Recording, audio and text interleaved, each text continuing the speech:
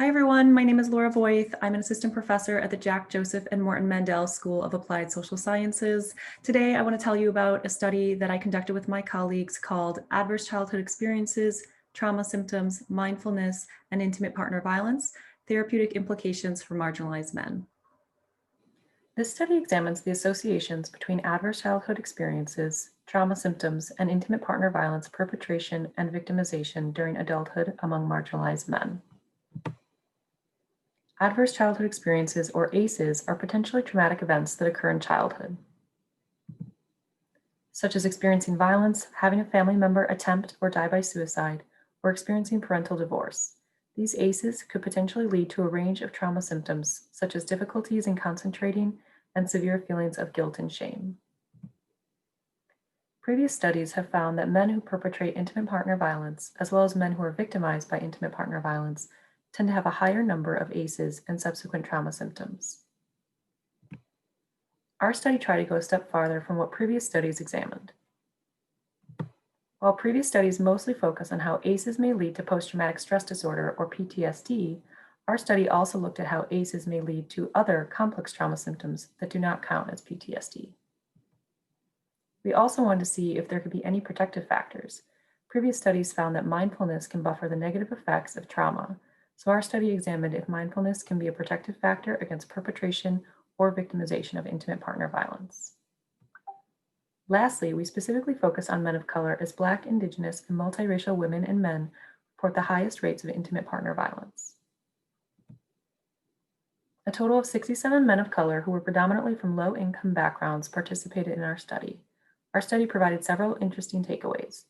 First, more than half of the sample reported exposure to 4 or more ACEs, and nearly a third of the sample met the clinical criteria for a probable PTSD diagnosis. Second, higher ACE scores predicted increased rates of IPV perpetration and victimization.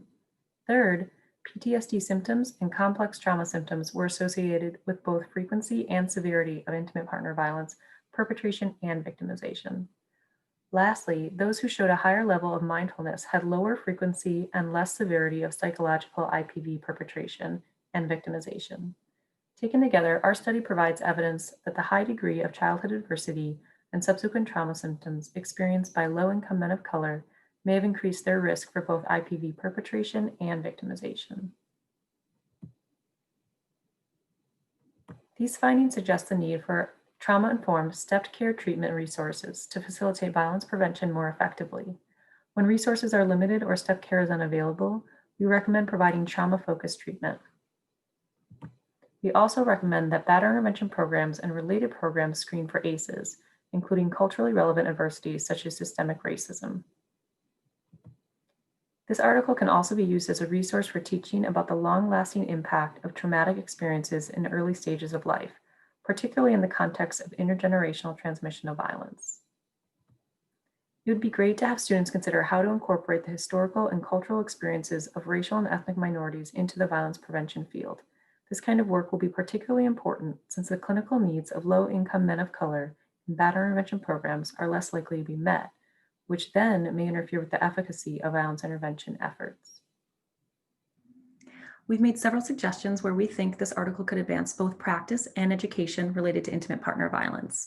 We'd be really curious to learn how this article might resonate with your own work, so feel free to reach out to me, Laura Voith. You can find my contact information below in the credits, as well as more information about the article itself. Thanks so much for watching.